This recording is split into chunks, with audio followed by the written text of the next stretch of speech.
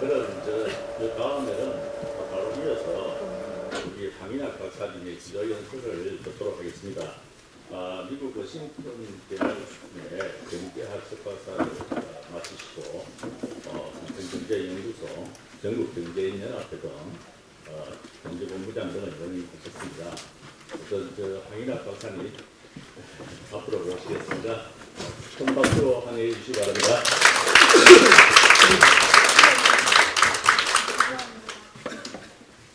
네. 안녕하세요.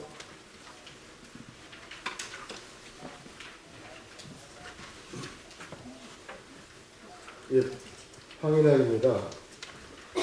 오늘 10월의 마지막 날 지역가정신을 주제로 발표할 기회를 마련해주신 우리 지역경제진흥원 김인영 기사님께 감사 말씀드리겠습니다. 앞으로 세계 지역가정신주가 중에 한 3주밖에 보름 정도 남았습니다. 전 세계적으로 지역가정신을 진작시켜서 세계적 문제의 거리인 저성장기를 탈피해야 된다는 그런 취지가 시작된 건데요. 아마 그 문제는 우리 금기현 사무총장이 좀 말씀하시겠지만 보름 정도 앞두고서 지역가정신을 주제로 한국의 현상을 진단하고 무엇이 문제인지 짚어보는 그런 자리를 마련해 주셔서 감사드립니다. 아마 그 지역가 정신은 다들 한 번씩은 입에다 올려보셨을 텐데 사실 그게 어떤 내용인지 깊이는 생각 안 해보셨을 것 같습니다. 좀 제가 말씀드리는 게 뭐 이렇게까지 이야기를 할 수 있을까 하는 의문을 가시는 분도 있을 텐데 한번 들어봐 주시기 바랍니다.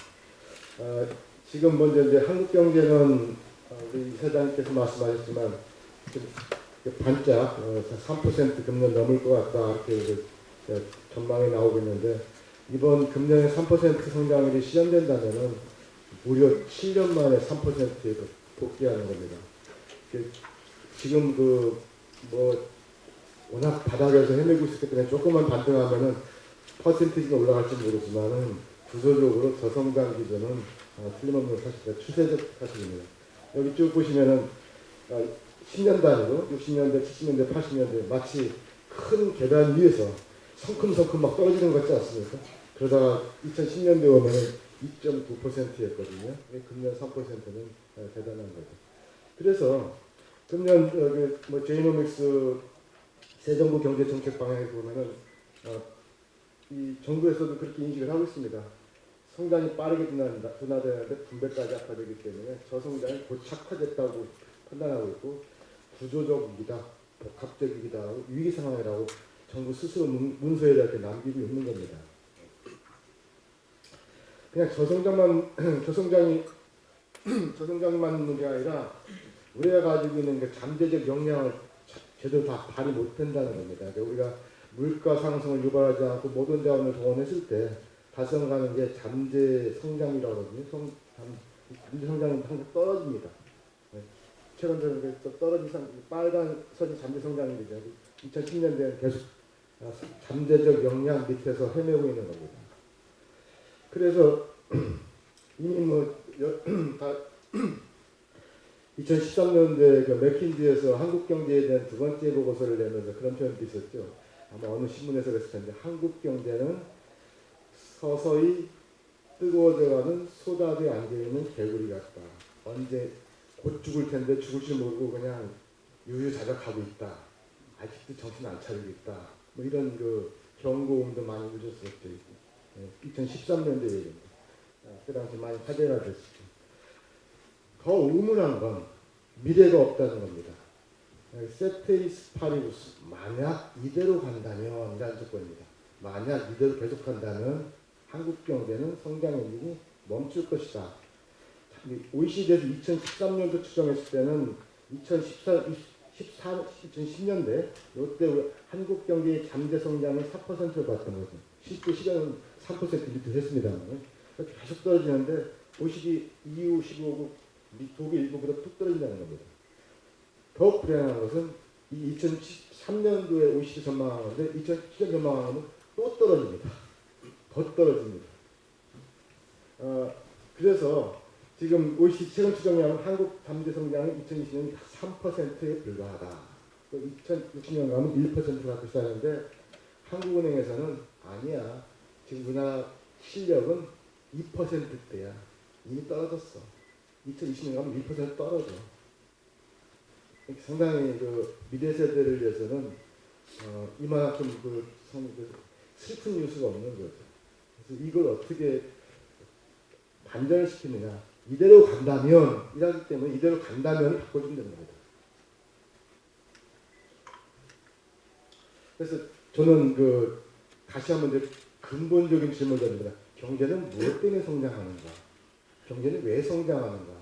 그동안 한 300년 가까운 이 경제학 연구에서 항상 성장은 대체적으로 이렇게 뭐 사람이, 돈이, 기술이 있어야 성장한다고 그러는데 그 부분에 대해서 의문을 다시 할까? 그게 진짜 맞는 말일까? 과거에 한국이 고도 성장했을 때는 돈도 없었고 기술도 없었고 교육은 많이 받았지만 산업화에 맞는 그런 기술적 지식을 안 가지고 있었다. 아무것도 없었다. 그런데 어떻게 고도 성장했을까? 필요한 돈은 빌려왔고 부족한 생산 지식은 옆에 공장 지으면서 가르쳤고 같이 해나갔죠. 그래서 세계 어떤 일부 경제학자들이 한국의 경제 발전 과정을 보면은 우리 경제학에서 흔히 가르쳤던 그런 성장 발전 모양은 다르다. 돈이 없어도 가능하다. 기술이 없어도 가능하다. 의지와 확고한 정책 뒷받침 그리고 그런 역량을 발휘할 수 있는 사람들의 경제적 자유 이런 것들에 대한 주목을 하는 거죠. 여기 보시면 60년대 우리가 필리핀이나 그보다 훨씬 못 살았죠, 그죠? 방글라데시하고 못 살았던 나라. 배급 하려고 꼬마들이 이렇게 사진 찍어서 60년대 초반 50년대 사진들이 이렇게 있었던 건데 이런 나라가 우리가 왜 성장하는지 모르고 아직도 서구적 경제 성장 이름에 함몰되어가지고 외국과에 좀 천착하고 있는 게 아닌가 라고 생각을 해보는 겁니다. 그래서 이제 최근에 제가 좀 더 설명드리면은 경제학에서는 국민 경제는 노동력, 인적 자원, 해이, 자본, 투자, 그리고 F라는 함수, 기술적 함수, 뭐 총요소 생산성 이런 것들에 의해서 성장하다. 다시 말씀드리자면 이런 것이 선행적으로 축적되지 않으면 경제 성장이 불가능할 것이다라고 했던 거고 한국은 여기서 예외입니다. 근데 대부분 나라가 예외예요.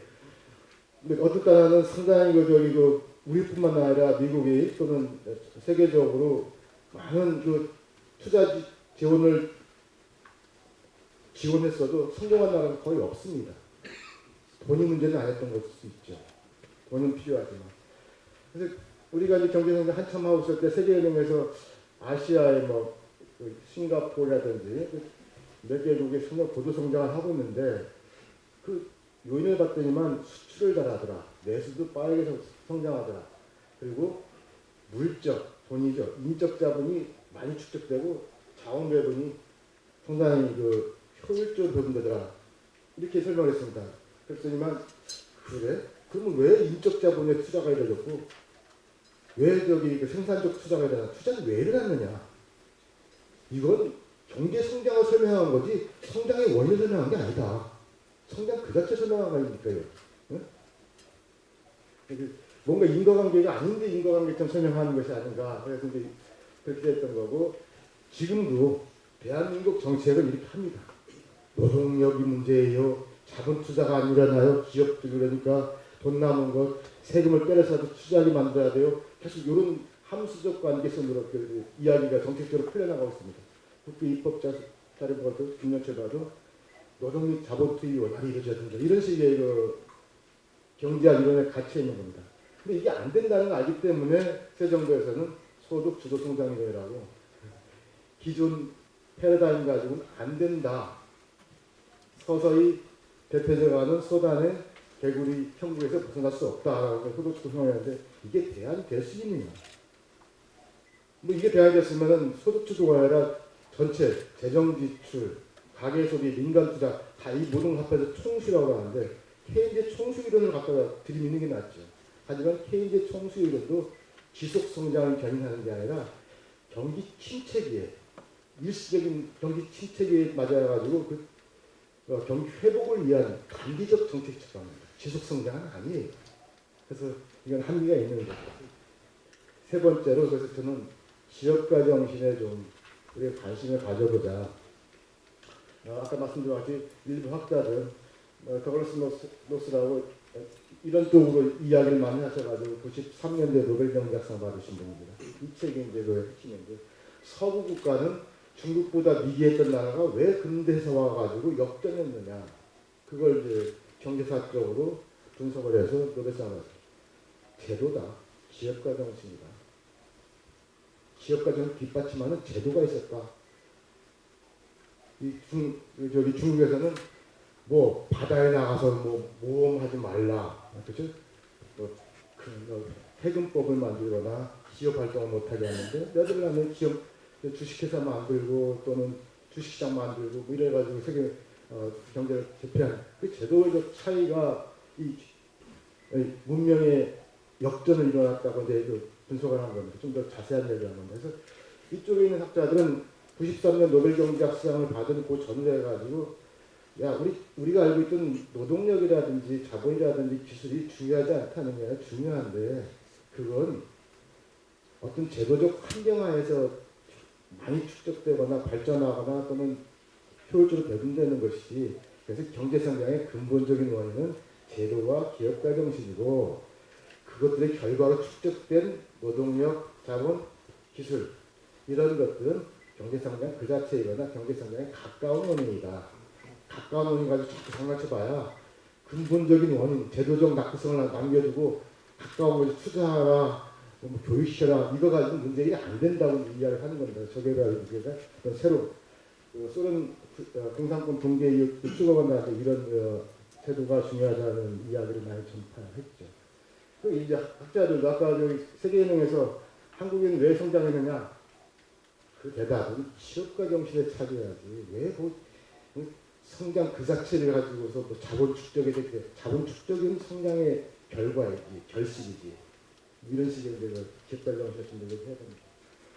지금은 이제 그 고인됐지만 피터 드러커도 90년대 뭐 인터뷰에서 했던 얘기 있어요. 지금 기업가 정신이 가장 활발한 나라가 어디입니까? 미국입니다. 그죠? 구글 있죠, 페이스북 있죠.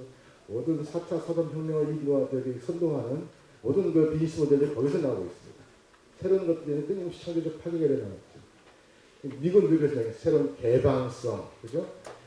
선 규제하지 않는 경제적 자유를 활용되는 이런 상황에서 끝없는 그 꿈꾸는 일들이 벌어지고 있는데 그래서 인터뷰어가 피터들한테 기업가 정상 역시 미국의 세계 최고 아니냐 했더니만 90년대 이때는 아니다. 한국이다. 아무것도 없던 나라가 8대 산업에서 세계를 주도하고 있고 위협하고 있다. 이런 나라가 기업가 중에 가장 높지 않겠느냐. 이렇게 얘기를 합니다. 아무것도 없었던 나라. 기술력, 자본력, 인적, 헌정적 축적 없이 일어난 나라. 기업가 정신. 피터들가 살아서 다시 지금 현재 상황을 평가한다면 뭐라고 할지 궁금합니다. 아마 우리 김인영 이사장 말씀하신 영국이 구두 대륙에 비해서 상대적으로 수준이 떨어졌던 나라가 어떻게 산업혁명이 먼저 발생했고 산업혁명을 주도했던 나라가 또 어떻게 해서 이렇게 또 IMF 외환위기까지 갈 정도로 또 쇠락했고 어떻게 또 다시 대처리즘에서 다시 점프했는지 그 과정을 보면은 한국도 그렇게 마지막 그 엔딩이 영국의 엔딩은 뭐 해피스토리, 해피엔딩이지만 우리도 그렇게 될 수 있는지 한번 저기 걱정 반 기대 반입니다. 그래서 기업가 정신이라는 것은 학문적으로 상당히 난해한 개념, 난해한 게 아니라 애매모호한 개념입니다. 아무도 그 기업가 정신을 목숨을 걸고 공부를 안 했어요.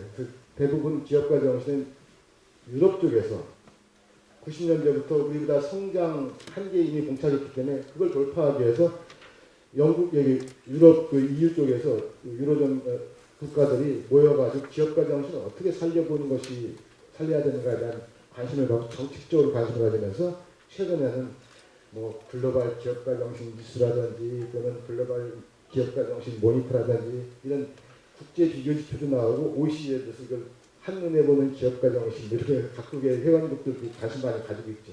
그 관심도에 비해서 한국은 여전히 기업가 정신이라는 관심이 이렇게 부분적으로 주변적으로 나오고 하나의 커다란 파도로 와 있지는 않습니다.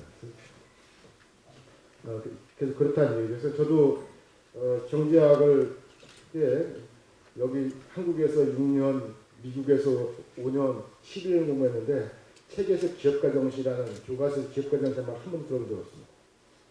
지금도 그렇습니다. 박사과정에 기업가 정신만 안 들어가 있어요. 여전히 함수로 표현되지 않은 것은 학문이 아닌 것처럼 기업가 정신을 함수로 반영 못하니까 제도를 여기 반영 못하니까 계속 무시하고 있어요. 정작 가장 경제성장의 근본적인 결정 요인을 뺀 채로 분석을 하고 정책 개헌을 하고 그러면서 문제 해결은 안 되고 이런 상황이 아닌가 싶습니다.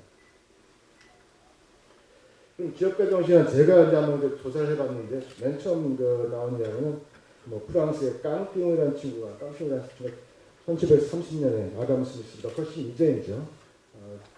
300년 전에 그 당시에 이제 새로운 그런 주식회사 같은 게 생기면서 사업하는 사람들이 나타나니까 옛날에 없던 그런 직업군들이죠. 그래서 지주계급이 있고 근로자 계급이 있고 이건 뭐라고 해야 될까 새로운 앙트레프렌이라는 말을 썼답니다. 기업가 일단 하나의 계급 분류로 이제 이 양을 썼는데 그리고 이제 또 다시 이제 경제학 이론은 사라지고 슈페터가 이제 이야기했던 기업가 정신이 있었죠. 기업가 정신 다들 아시지만 슈페터 하면은 창조적 파괴, 크리에이티브 디스트럭션. 기업가 정신은 창조적 파괴가 가까운 혁신을 일으키는 자.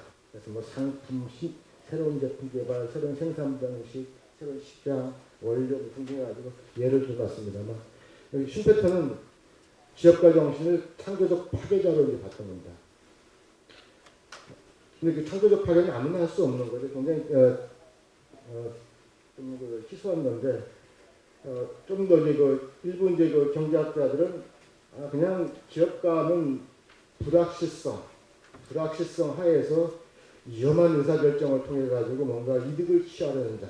그래서 이제 그런 식의 이야기를 합니다. 불확실성과 리스크를 어떻게 대항한다 하는 태도를 가지고 이야기하고 주로 이제 아직도 여전히 회사 중심으로 회사 창업이나 경영자 중심으로 가는 거죠. 그러나 이제 오스트리아 학파에서는 기업가 정신을 좀 더 면밀하게 살펴보자. 기업가 정신은 그냥 새로운 기회를 빠르게 포착하는 능력이고 누구나 기업가다. 이게 이제 1974년에 노벨상 받은 누굽니까 하이에크가 누구나 다 기업가가 될 수 있다라고 얘기를 하죠. 꼭 회사하는 사람만이 아니라 주부도 될 수 있고 조직을 경영하는 사람도 있고 협회를 경영하는 사람도 될 수 있고 누구나 다 될 수 있다. 단 일정 조건하에 있습니다. 뭔가 새로운 기회 포착 능력을 강조하고 그걸 실천으로 옮기는 능력입니다. 그래서 기업가적 오스트리아파 기업가는 새로운 지식의 영역을 넓혀나가는 자입니다. 우리가 몰랐던 스마트폰이라는 걸 몰랐잖아요. 그런 기술은 다 있는데 스마트폰을 구현해내는 것 이런 것들이 새로운 물건이 생기면 새로운 지식이 생기는 거죠.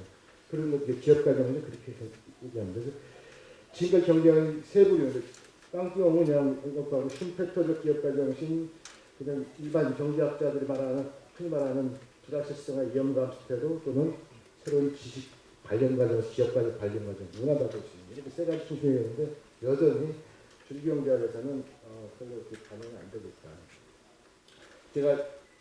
제가 정리를 해보면은 몇 가지 오해가 있는데 한 4가지 정도만 말씀드릴게요. 기업가, 앙트레프레너를 우리는 한자 지자와 이 지자가 똑같아가지고 회사를 하거나 창업하거나 경영하는 사람 정도로 흔히들 생각합니다. 물론 기업가 정신이 가장 중요한 직군은 사업가입니다. 하지만 앙트레프레너는 꼭 비즈니스맨이 아닐 수 있다. 훨씬 큰 개념입니다. 학자들 보면 직업군이 아니라 기능이다. 누군가는 어떤 사업가가 기업가 앙트레프레너지만 그 양반이 젊었을 때 앙트레프레너인데 나이 들면 앙트레프레너 아닐 수 있어요. 하나의 직업군이 아니기 때문에 그 기능을 상실하면 나이 들어서 명민한 판단 능력이라든지 뭐 이러면은 이미 양쪽은 아닌 거지. 이런 식의 이제 이야기를 하는 겁니다. 일정주관이란 뭐냐? 일단 주의식이 있어야 되죠. 어떤 일을 벌렸을 때 그 성공했을 때 이득도 자기한테 좀 일부 돌아와야 되고 실패했을 때 책임도 본인이 져야 됩니다. 그건 종업원도 마찬가지예요. 그러니까 뭐 직무 발명제도라든지 성과 그 절차에 관한 이런 걸 통해 가지고 회사 내에서도 사내 기업가를 조장되게 고무시킬 수 있는 거죠. 경영하는 사람도 이제 우리나라 기업들도 이런 데 신경을 좀 많이 써야 됩니다. 그 기업가 정신은 피터 드러그 뭐 워낙 기업가 정신의 그 대가 있으니까 경제 영역, 시장 영역, 민간 영역 만든다고 사회도 필요하고 행정도 필요하다고 그러고 이론적으로 좀 아직 시작 중에 있습니다만 정치, 행정 부분에도 기업가 정신이 필요하다고 느끼는 겁니다. 근데 꼭 기업가 정신을 민간 기업인으로 한정하면은 이게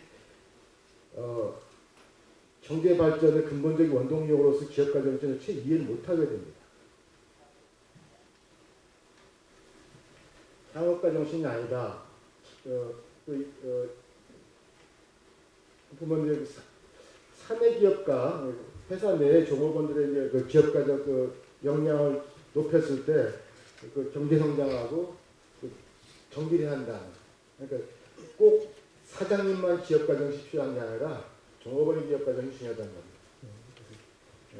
또는 조직 밖의 개인도 중요한 거죠. 스스로 비즈니스 모델을 혼자 만들 수도 있는 것이고 요즘은 1인 창업이 많거나 그냥 조직 없이도 활동하는 사람들이 많으니까요. 기업가 정신은 일본에 좀 약간 논쟁이 여지가 기업가 정신 항상 사회적으로 좋다고 이야기할 수 있는가. 뭐 일부 학자, 상당수 많은 학자는 기업가 정신이라는 말 자체에 이미 사회적으로 바람직한 기대를 넣어서 이야기하기 때문에 당연하다라고 하는데 그렇게 되면 또 정책적 오퍼레이션이 불가능해집니다. 좋은 기업가 정신이 나쁜 기업가 정신이니까 과거 어떤 방식으로 이득을 취하는데 그게 사회적 굉장히 큰 해악을 끼친다. 뭐 피라미드 조직이라든지 본인한테 상당히 큰 부를 갖다 주지만 사회적 해악이 될 수 있다. 기업가 정신이라는 것은 뭐 대부분 경우는 내가 잘 되고자 하는 욕구에서 비롯된 것 때문에 당신이 잘 됐을 때 사회가 꼭 나아진다는 보장은 없다. 사회적 수익률과 개인 수익률이 다르다. 그래서 보물 같은 경우는 이걸 좀 구분하자. 우리나라는 그래서 제가 볼 때는 좋은 기업가 정신 전체 총량은 과거보다 많을 수 있는데 나쁜 기업가 정신이 되게 많습니다. 그 렌트 시키기라고요. 부정부패, 뭐 유착 또는 그냥 뭐 네포티즘이라고 할까요? 자기 크로니즘이라고 할까요? 이런 식으로 끌고 지나가는 것이 너무 많아요. 그리고 또 이 생계형 창업 같은 거 있지 않습니까? 생계형 창업 같은 경우는 이제 자영업자들이 비율이 높은데 다 대부분 생계형 창업이라고 대답을 하는데 이런 생계형 창업은 본인들한테는 어쩔 수 없어서 이걸 했겠지만은 생계형 창업하고 각 나라의 국민소득 수준하고 반비례 관계에 있습니다. 창업이라고 부르는 것도 아닌 거고요. 창업가 정신은 기업가 정신하고 좀 구분 좀 해야 됩니다. 또 가장 흔한 얘가 뭐랄까요, 오해하는 게 기업가 정신은 굉장히 특별한 사람들에게만 발견되는 탁월한 능력, 정지영 또는 뭐 이병철 또는 뭐 등등등 해가지고 그렇게 얘기를 하는데 뭐 그런 분들도 있죠. 탤런트가 아예 다르거나 DNA가 달라서 그런 분들도 있는데 대부분의 기업가 정신은 평균적으로 그 나라의 제도적 환경에 영향을 받는다. 예를 들면 그 나라에서는 기업가를 상당히 높게 평가하더라. 성공한 사람들에 대해서 사회적 인정이 주어지더라. 그리고 그 나라에서는 무엇을 하든 정부에서 사전에 규제하지 않더라. 그 나라에서는 뭐를 아이디어를 가지고 있으면 누군가가 자금이 와가지고 같이 하자고 하더라. 그에 반해서 어떤 나라는 누가 아이디어를 냈더니만 그 아이디어가 누가 가져가 버리더라. 말하기가 겁난다. 뭘 해서 하나 했더니만 뭐 산업부에서 와서 뭐 인증받으라고 그러고 뭐 방송통신에서 인증받으라고 뭐 식품 안전처에서 인증받으라고 이게 도대체 못하게 먹겠다. 이런 경우 있었잖아요. 제도적 환경이 열받는 거. 이런 얘기가 이제 개인의 역량과 자질 문제로 하면 맨날 교육만 얘기하고 무슨 단체 만들어가지고 이걸 끝내려고 해요. 제도는 누가 만듭니까? 노메이커. 제도는 룰입니다. 룰. 게임 규칙입니다. 게임 규칙을 만드는 건 국회거든요. 그걸 적용하는 행정부고요. 규칙 제정자, 그걸 심판하는 자들이 제도를 실제 만들고 집행하기 때문에 거기서 이제 문제가 시작되는 거죠. 그 부분이 바뀌어야 된다는 걸 쭉 이해하는 겁니다. 그래서 기업가라는 건 제도의 영향을 받는 거다. 제도는 이제 좀 나중에 말씀드리겠습니다. 왜 제도가 기업가 정신에 필수적인가 이런 얘기들이 나오는데 저는 이제 기업가 정신 경제성장의 원동력인데 기업가 정신 그걸 정책 변수로 통제하려고 하지 말고 기업가 정신에 영향을 미치는 제도적 환경 생태계 조성에 주력하는 시대에 대한데 지금이 그러냐 하는 겁니다.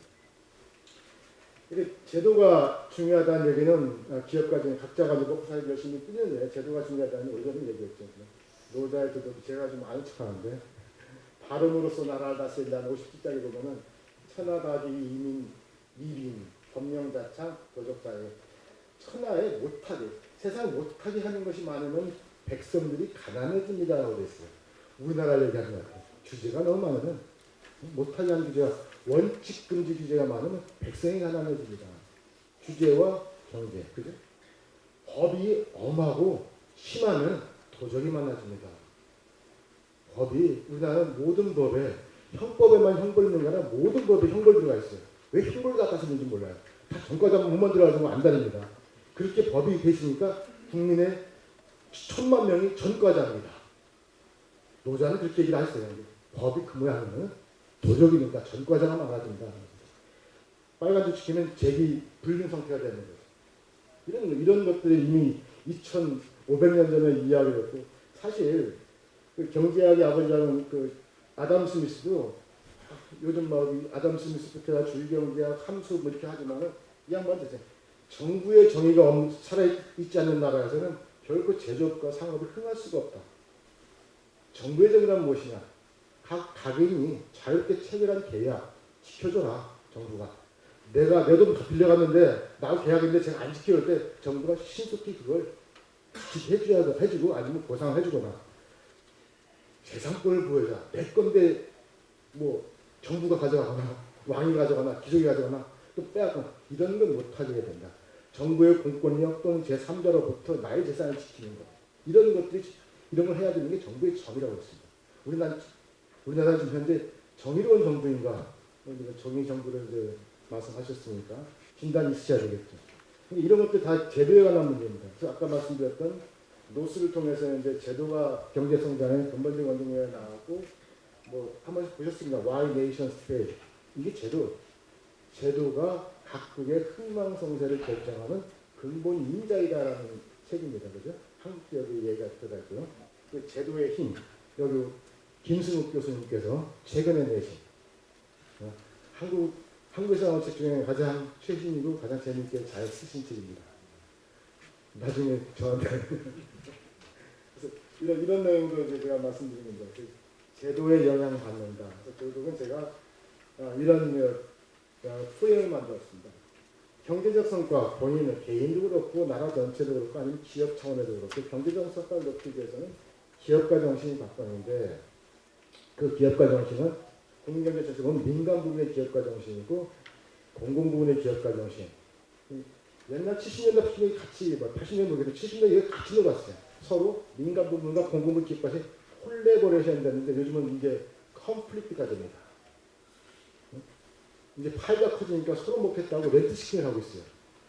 공공 부분에서 그런 게 좀 많은 것 같습니다. 그래서 그러다 보니까 그런 것들은 제도에 의한 제도가 어떠냐에 따라서 생산자, 나한테도 좋고 회사한테도 좋고 사회도 좋은 기업가 정신 쪽을 하고 있고 나는 좋은데 사회한테는 해악을 끼치는 파괴적 기업가 정신이 있고 사내 하도급 같은 예를 들면 사내 하도급 같은 경우는 사실 노동시장의 경직성이 되게 심하기 때문에 그 해고와 채용이 자동치 못한 상황에서 버퍼를 주기 위해서 사내 하도급 시킨 거 아닙니까? 만약에 선진국에도 없을 수도 있죠. 그런 제도가. 사내 하도급은 그 시장 제도의 어떤 굉장히 불편함을 피하기 위해서 일루시브하게 회피하기 위해서 하는 기업가 정신이다. 사실 도움이 안 돼요. 그 회사한테는 도움이 되지만. 그럼 그 제도의 근본적 처방을 없애줘야 되겠죠. 뭐 사내 하도급을 본 같이 일하는 회사에 정규직으로 채용해라 또는 비정규직으로 정규직 채용해라. 이건 정책 처방입니다.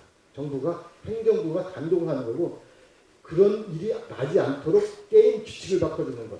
이게 제도적 처방입니다. 우리는 제도를 바꿔야 될 일을 제대로 바꾸지 못하니까 안 바꾸거나 그냥 정책으로 압박해가지고 문제 해결한 것이냐 미공책을 쓰는 거죠. 그래서 계속 제도가 엉망인 상태가 됩니다. 공식 제도에서는 주로 국가 법령이나 정책 이런 쪽에 비공식은 아까 우리 이사장 말씀 가치관 성공한 사람에 대해서 어떻게 평가하느냐 비난하느냐 또는 그 비난이 다시 어떤 주제로 전이되도록 그렇게 반기업성서를 확산되느냐 등의 비공식 제도로 됩니다. 눈에 보이는 대로 눈에 보이지 않는 제도라고 보시면 되겠습니다. 그래서 제도와 제가 한번 플라팅 한국어는 밑에 제도 세계경제포럼에 나온 제도 지수가 있는데 그거하고 여러 나라들 자료가 가능한 나라들 인당 국민소득, 실소득 해보면 되게 우상향 관계가 있죠. 한국이 여기 새로 보라색으로 여기가 이쯤에 있습니다. 한국보다 잘 사는 나라는 다 제도가 좋은 것 같죠. 우리보다 제도가 좋은 나라 하지만 못 사는 나라는 여기 있습니다. 그래서 제가 제도가 알파이자 오메가이자라고 하는 게 아니라 제도는 알파입니다. 제도는 필수 조건입니다. 경제 발전은 필수 조건이지만 충분 조건은 아니다. 아닐 수 있다. 그걸 OECD 국가만 한정해서 다시 보면은 이렇게 됩니다. 한국보다 잘 사는 나라, 소득이 좋은 나라도 다 위에 있고, 그 제도는 대부분 다 좋죠. 한국보다. 하지만 제도가 또 좋다고 해서 포르투갈 이런 거죠. 제도 좋다고 해서 우리보다 꼭 잘 사는 또 아닐 수도 있고. 제도가 전부는 아니지만 제도가 상당히 중요한 필수 조건이라는 것을 인식하고서 제도 전반에 대한 경쟁의 편향을 점검할 필요가 있다.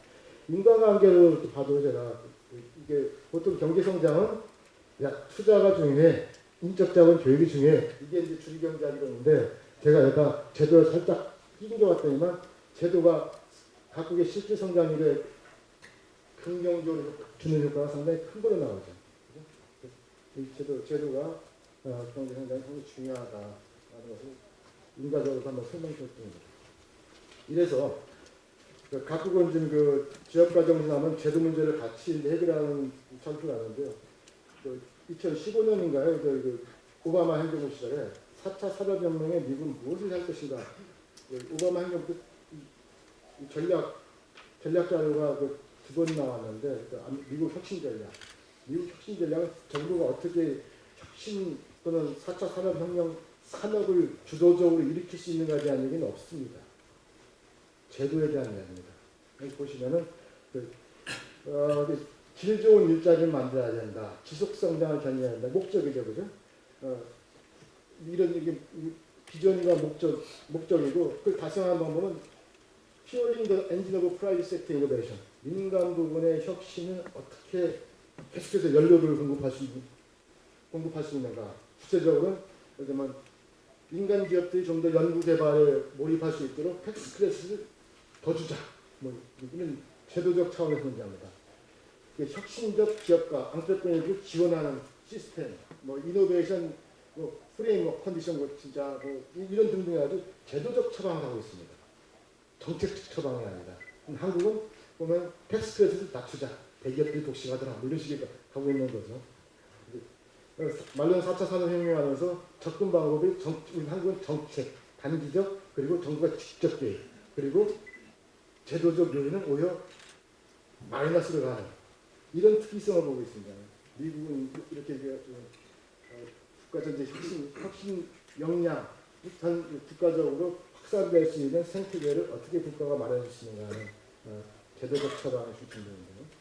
이것도 이제 이런 제도가 혁신 또는 창의적 기업가 정신 발현에 상당히 중요하다는 것을 인지하고 있기 때문에 이런 알게 보면 우리는 이거 굳이 말을 해야지만 들어오니까 그렇게 하겠습니다.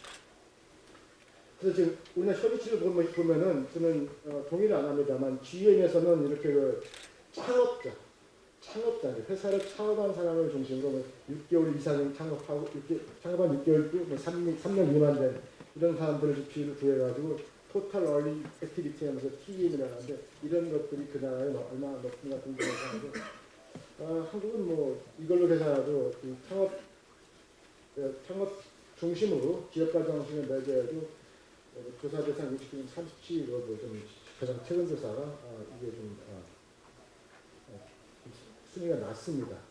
그리고 이 민간 부분에서 그 파트너를 맞아가지고 저희 그 GM하고 같이 공부하고 했다가 이게 자꾸 이제 낮게 나오니까 중기청에서 이걸 가져가가지고 상당히 높였죠. 뭐 여전히 낮습니다. 사회인식에 대한 지역과 평판, 직업성으로 나는 취업 안 할래다 공무원 되려라는 나라거든요. 기업가정이 중요하니까 아주 좀 더 대규모적으로 글로벌 앙크레이트 인덱스라고 해가지고 2012년부터인가 이런 것들이 하나 나타났습니다. 그리고 한국은 상당히 OECD 중에서도 상당히 낮죠.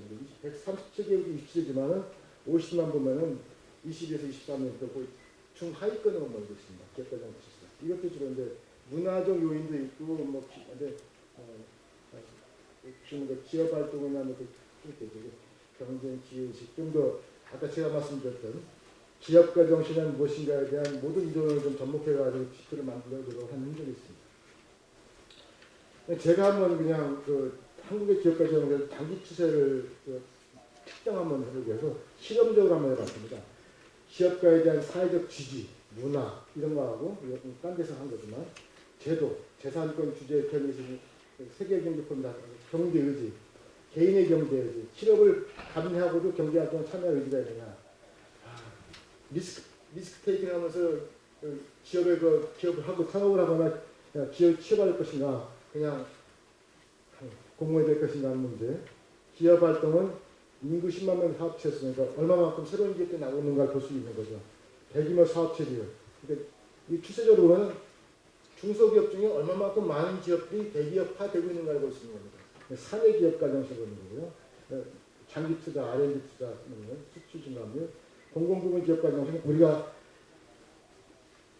자유로운 경제활동을 뒷받침하기 위해서 얼마만큼 법이 효과적으로 뒷받침하고 있는가 아니면 끌어내리는 건가를 보기 위해서 법의 지배라든지 법안 발의까지 이렇게 봐가지고 측정해 놨더니만 80년대 후반에는 한 220 정도 지금 나오는데 2010년도를 100으로 봤을 때요. 100으로 봤을 때 나오는데 지금은 86이니까 우리나라 경제 성장 그 하강 추세하고 기업가 정신 하강 추세가 거의 마저 떨어져 나간다. 그냥 생산적 기업가 정신을 측정한 겁니다. 뭐 렌트 스킨이라든지 부정부패 빼버리고요. 그러다 보니까 이런 거죠. 제가 측정한 수치는 이렇게 구체적으로 이렇게 보셨으면 혹시 관심 있는 분들은 참조하십시오. 이 통계는 여기 때밖에 이제 어벨레를 하지 않아가지고 그렇게 했습니다. 그래서 제도가 문제가 아니에요. 제도가 기업가 정신 뒷받침하거나 발목을 잡고 있는 거 아니냐. WF 이번에 한 달 됐죠. 기재부에서 분석해서 낸 보도자료 내용이었습니다. 이 부분은 강조를 안 하고 노동시장의 경직성, 금융시장의 여력 이것만 강조했는데 마치 노동시장, 금융시장의 문제가 전부인 것처럼 하지만 사실은 모든 시장제도부터 해가지고 재산권 보호, 정부 규제 부담, 공무원의사결정 편파성, 사법, 행정, 입법부의 신뢰 또는 기업들도 이 사회의 유효성, 윤리경영 다 문제 있는 거죠. 민간 부분, 민간제도, 공공제도 다 문제가 있습니다. 그 원인에 대한 분석과 개선 방안을 좀 논의해야 되는데 이 부분이 언급되지 강조가 되지 않았기 때문에 우리가 왜 성공했고 왜 우리가 장기 침체하는지 그 원인을 잘 모르고 있지 않느냐 하는 겁니다. 가장 중요한 건 규제가 늘어나는 것은 그 규제를 지지하는 사람이 있기 때문이죠. 또 규제 대상의 뭔 형태가 마음에 안 들어서 그럴 겁니다. 반기업 정서입니다. 그 반기업 정서를 뒷받침하는 일탈 행위가 있었고요. 하지만 부덕이 있다고 잘못 담그게 하면은 그 집안 겨울날 쉽지 않겠죠. 부덕이는 늘 발생합니다. 1602년 주식회사가 처음 이 세상에 태어났을 때부터 지금까지 전 세계 항상 주식회사를 둘러싼 자금과 문제, 일본의 미쯔비시라든지 늘 있습니다. 선진국에서. 그런 거 있을 때마다 문제 삼고 모든 걸 입법적 규제를 해결하려면은 지식화를 해야 됩니다. 근데 우리는 그걸 원하거든요. 그렇죠. 그러다 보니까 규제부담이 그 모든 기업이 싫어하는 사람들이 많기 때문에 기업을 싫어하는 행위를 적극적으로 법에 반영하면 지지가 올라간다고 생각하는 거예요. 이게 범람의 원인인데 기업들도 왜 규제가 이런 규제가 당연했는데 왜 우리만 있어야 되냐고 얘기를 하지 그 근본 원인에 대해서는 제도적 측면이거든. 비공식 제도적 측면에 대해서는 해법을 찾아가지 않는 것도 문제다. 또 이 공직선언 이미 그 산업혁명이 성공하고 난 다음에 영국 아까 김영 이사장한테 말씀해 산업혁명이 성공하고 난 다음에 막 급속히 경제 발전이 빨라지니까 거기도 이제 반산업화 물결이 영국에서 일어나는 겁니다. 그리고 그 모름지기 좀 그 젠틀맨식이라는 거, 신사계급이라면 손에 기름 안 묻히고 좀 목가적인 낭만주의 그런 데 살아야 된다 해서 학교에서도 생산 활동에 대해서 긍정적으로 안 봅니다. 반격 정서를 가르치는 거예요. 그게 누적되고 19세기 후반 되는 이미 영국 경제는 맨 처음 산업혁명을 시작했지만 미국에 뒤지고 독일에 뒤지고 프랑스 뒤지고 다 뒤지기 시작합니다. 그게 누적되고 가다가 드디어 70년대 더 참지 못하고 요람에서 무덤까지 늘 강조하던 그 나라가 70년대 폭발한 겁니다. 그래서 대처리즘의 그 내용을 보시면 그쪽에 그 역사 공부하신 분이 대처리즘은 공기업을 민영화한 게 아니라 공기업 민영화는 수단이었고 자본주의에 대한 신뢰 회복이었습니다. 그리고 자기가 벌인 일은 자기가 책임지세요. 국가가 책임지는 게 아닙니다라는 것을 가르쳐야 했던 거예요. 응? 당신 선택하면 당신 책임져야지. 응?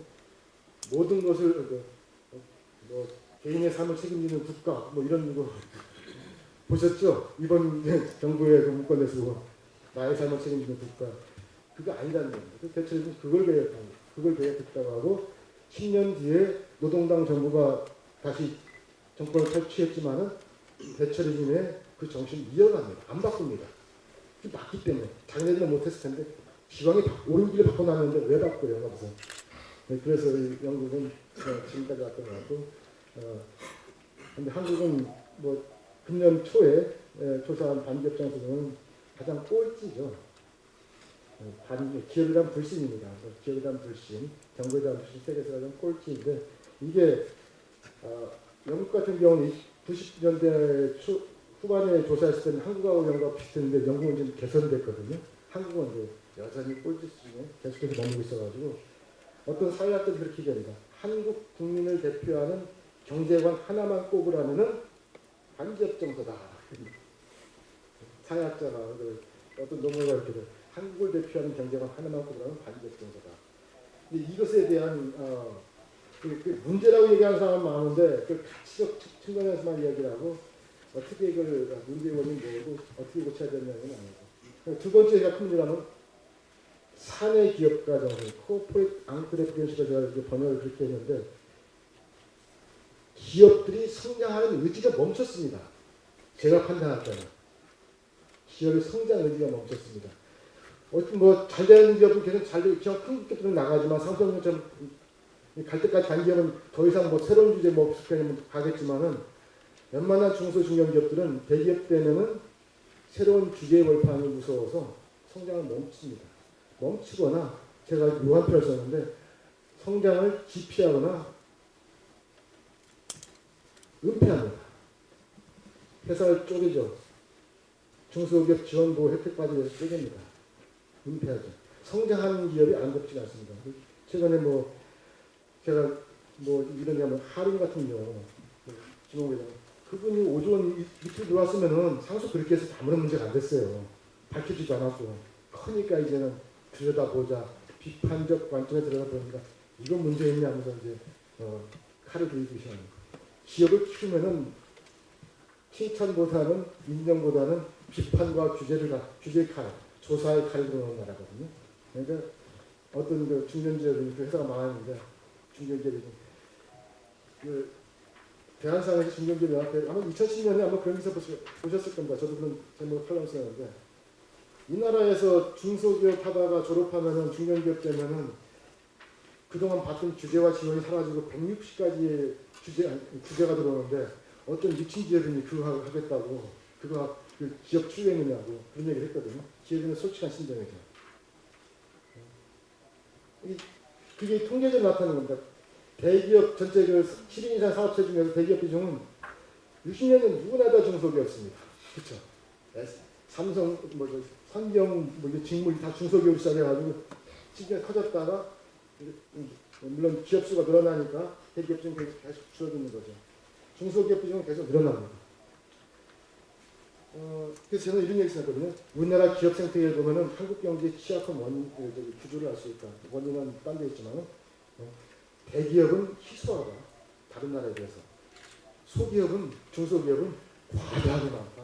그래서 제가 대의소가 구조라는 말까지 쓰는데 이런 그 대의소가 구조는 선직되기 있었고 2012년인가 이코노미스트에 보시면은 작은 것이 아름다운 게 아니다. 기업은 작은 게 아름답지 않다. 기업은 작은 게 아름답다. 왜냐하면 중소기업 안 가려잖아요. 프렌즈 베네핏도 나왔고 이것도 나왔고 또 중소기업이 많아 생산성이 떨어져요. 규모의 경우에 혁신력이 떨어지기 때문에 못 살아요. 그래서 대부분의 그 유럽의 그 당시 문제였던 우리 대지국가들, 피그스, 포르투갈, 이탈리아, 그리스, 그죠? 스페인 이런 나라를 보면은 한국하고 중소기업 비중이 비슷합니다. 대기업 비중 거의 없어요. 그래서 아마 포르투갈 어떤 논문 봤더니만 대기업이 사라지고 있다. 그 원인은 중소기업에 대한 과다한 지원과 보호. 대기업에 대한 규제, 이분법적 접근 방법, 규제는 당연히 차등해야 되는데 이게 한쪽은 없는 규제를 갖다 들이밀고 규제 차등이 아니라 한쪽은 규제 지워버리고 그냥 보호 지원해 주니까 이게 딱 한 마디가 생기면 성장판이 딱 막혀버리는 거죠. 그래서 포르투갈도 대기업이 사라지겠다는 그런 논문이 있더라고요. 그게 이제 재정 적자, 세금제 덜 갖추는 문제가 되니까 거의 그 수준입니다. 그래서 저는 피터팬 신드롬이라는 말을 2008년부터 썼거든요.